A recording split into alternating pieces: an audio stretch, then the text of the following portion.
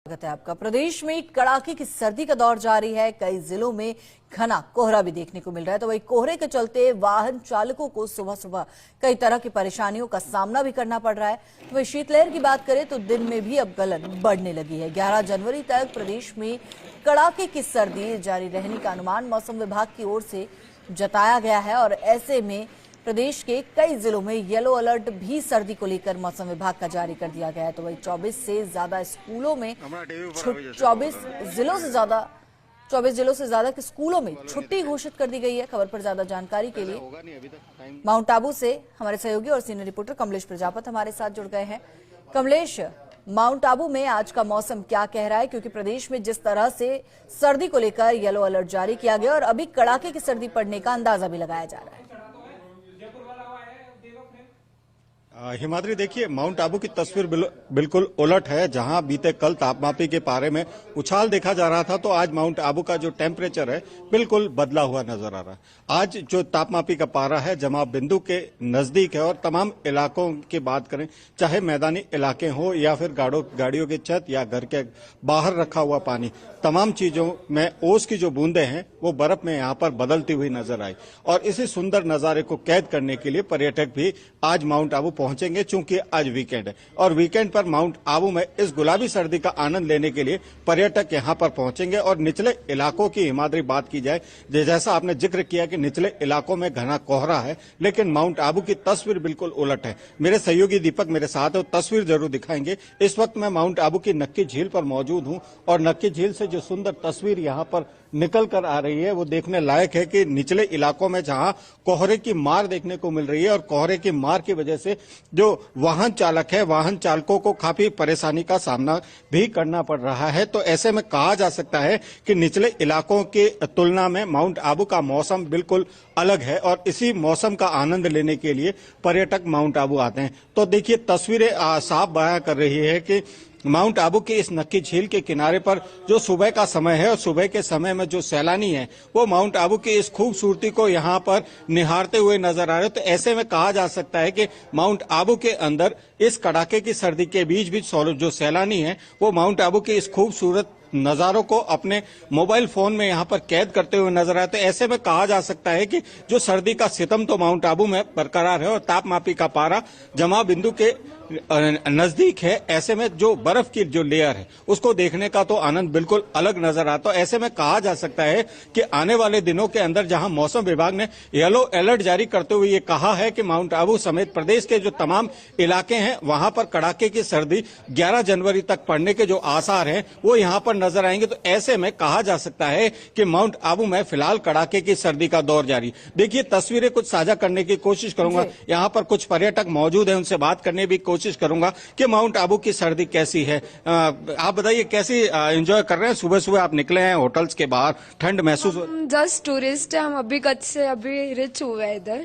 अभी पहुंचे हैं। हाँ, हम मौसम लोग कैसा है? मौसम कच्छ से तो बहुत ठंडी है इधर। ठंड है? हाँ, ठंड महसूस हो रही है? हाँ। कैसे नक्की झील कैसी लगी आपको देख करके? बहुत सही। हम लोग आई थिंक थर्ड टाइम आए हैं, तीसरी बार आए। हाँ। देखिए, आप बताइए कैसा मौसम है और कैसे एंजॉय कर रहे हैं? तो फर्स्ट टाइम है, अभी तो जस्ट पहुंचे ही है, पहुंचे। तो अब और देखेंगे आगे आगे क्या होता है। हाँ। जो सुना था ऐसा दिखा माउंट हाँ। आबू? देखिए हिमाद्री, ये तो तमाम जो सैलानी हैं माउंट आबू के इस खूबसूरत नजारों को यहाँ पर देखने के लिए पहुंचे। तो ऐसे में कहा जा सकता है कि गुजरात के तमाम इलाके हों या देश का कोई भी कोना हो, हर कोई टूरिस्ट चाहता है कि माउंट आबू में इस सर्दी के सीजन में यहाँ की जो खूबसूरती है, यहाँ की जो गुलाबी सर्दी है या फिर कहें यहाँ की कड़ाके की सर्दी है, इन तमाम चीजों का अनुभव करने के लिए यहाँ पर सैलानी पहुंचते हैं। हिमाद्री। बिल्कुल कमलेश, और एक बार तो इस तरह का अनुभव जीवन में बनता भी है। हमारे साथ जयपुर से हमारे सहयोगी शिवांगी सिंह राव जुड़ गई हैं। शिवांगी, जयपुर में क्या कहता है आज का मौसम, क्योंकि मौसम विभाग की माने तो कड़ाके की सर्दी है और साथ ही साथ घने कोहरे का अनुमान भी है।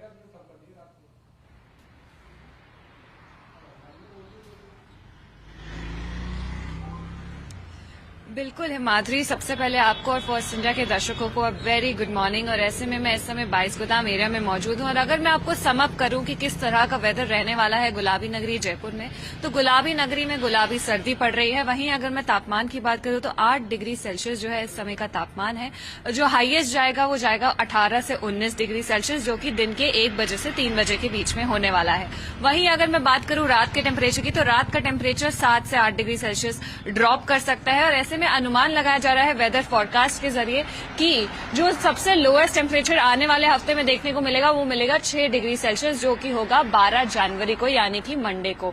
तो जो जयपुराइट्स है वो तैयार हो जाए, क्योंकि सर्दी और बढ़ने वाली है। और 6 डिग्री सेल्सियस टेम्परेचर राजधानी जयपुर में अनुमान लगाया जा रहा है कि मंडे को मिलेगा देखने को। और ऐसे में अगर मैं बात करूं, इस समय कोई हवा नहीं है, कोई ज्यादा कोहरा नहीं है।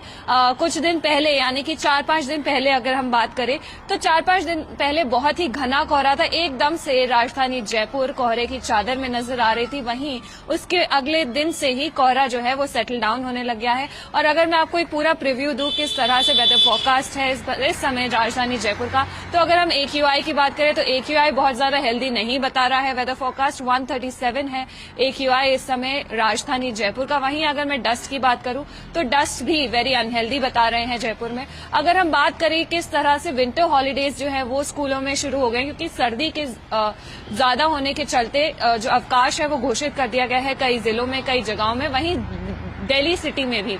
अब क्योंकि सर्दियां हैं हिमाद्री, तो सर्दियों में एयर क्वालिटी बहुत पुअर हो जाती है because of smog, because of fog. तो इसीलिए दिल्ली की स्थिति इस समय बहुत खराब है, AQI बहुत ही बुरा है। तो ऐसे में छुट्टी होने के जो छुट्टियां चल रही है उसके नाते जो है लोग जयपुर आ रहे हैं, गेट अवे बन गया है, क्योंकि छुट्टियां हैं तो सबसे नियरेस्ट सिटी जयपुर है। और क्योंकि टूरिस्ट डेस्टिनेशन भी है, राजस्थान की राजधानी भी है, तो बहुत ही खास होती है गुलाबी नगरी जयपुर की सर्दियां। तो ऐसे में दिल्ली के लोग जो है वो जयपुर की तरफ रुख करते हैं, क्योंकि वहां से यहाँ का AQI भी बेटर है। हालांकि अनुमान ऐसा है कि AQI दिल्ली का जो है वो इस समय काफी बुरा है, तो जयपुर अगले 7 सालों में वहां पहुंच सकता है अगर एहतियात बरके और लोग जो है बहुत ही रिस्पॉन्सिबली अपना लाइफस्टाइल को बनाए, तो फिर जो AQI है वो नॉर्मल मेंटेन रख सकते हैं। लेकिन अगर इसी हिसाब से चलते रहे तो अगले 7 साल में जयपुर की स्थिति दिल्ली जैसी बहुत जल्द हो जाएगी। लेकिन इस समय में अगर आपको सर्दी की बात करूं हिमाद्री, तो सर्दी है लेकिन उतनी नहीं है जितनी हर साल होती आई है। कोहरा इतना है नहीं इस समय, तो दुर्घटनाएं जो है वो भी इतनी ज्यादा नहीं सुनने को आ रही है, क्योंकि कोहरे में विजिबिलिटी लो होने के कारण जो है दुर्घटनाएं होती है। तो वो कोहरा इस समय सिटी के अंदर नहीं देखने को मिल रहा है। वहीं मैं आपको अभी आसमान की ओर रुख कराऊंगी। सूरज अभी तक नहीं निकला है। यूजुअली हम देख लेते थे कि ज्यादा जब गर्मियां होती है तो जल्दी सूरज निकलता है। ऐसे में इस समय आपको दिखाई दे रहा होगा कहीं पे भी सूरज की कोई एक किरण भी आपको नजर नहीं आ रही होगी। जो धूप है वो सर्दियों में थोड़ा लेट निकलनी शुरू हो जाती है, और वहीं जो दोपहर की धूप की किरणें होती है वो भी अब थोड़ी ठंडी ठंडी महसूस होने लगी है हिमाद्री। तो ऐसे में हमें पता लगता है किस तरह से जयपुर जो है 2026 का जयपुर में जो जनवरी है 2026 का वो बहुत ही सर्दी से ठिठुरन भरा। कि आपने बताया कि अभी और ज्यादा कड़कड़ाती जो ठंड है उसका इंतजार करना होगा, क्योंकि मौसम विभाग का जिस तरह से अनुमान है 6 डिग्री के आसपास भी तापमान पहुंच सकता है। बहुत बहुत शुक्रिया कमलेश आपका भी, शिवांगी आपका भी इस पूरी जानकारी के लिए। और आज सुबह 11 बजे कीनोट बाय पवन अरोड़ा में देखिए तुलसी पीठाधीश्वर पद्म विभूषण जगत गुरु स्वामी रामभद्राचार्य से खास बातचीत। CEO एवं मैनेजिंग एडिटर पवन अरोड़ा के जगतगुरु स्वामी रामभद्राचार्य से अध्यात्म, संस्कृति और सनातन से जुड़े सवाल। तो देखना न भूलिए प्रसिद्ध आध्यात्मिक गुरु, शिक्षाविद और संस्कृत विद्वान स्वामी रामभद्राचार्य का सुपर एक्सक्लूसिव इंटरव्यू से फर्स्ट इंडिया पर। और इसके साथ बुलेटिन में फिलहाल इतने।